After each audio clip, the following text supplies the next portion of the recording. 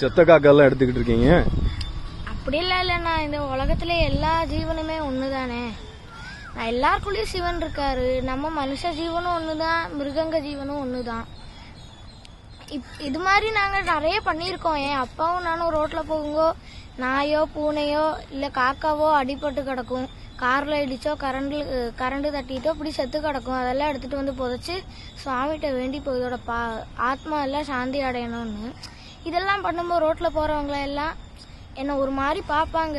அதெல்லாம் நான் கண்டுக்க கூட மாட்டேன். ஏன்னா என் அப்பா சொல்லுவாரு, இந்த உலகத்துல என்ன சாஸ்திர சம்பிரதாயம் இருந்தாலும் அதை விட பெருசு வந்து நம்ம ஜீவகாருண்யம் தான். அதனால தான் நான் இதை கடைபிடிச்சிட்டு வரேன். எப்போவுமே அப்பா என் கூட வருவார். ஆனால் இன்னைக்கு அவருக்கு கொஞ்சம் உடம்பு சரியில்லை, அதனால தான் இன்னைக்கு வரல. அதனால நான் தனியாக பண்ணிக்கிட்டு இருக்கேன்.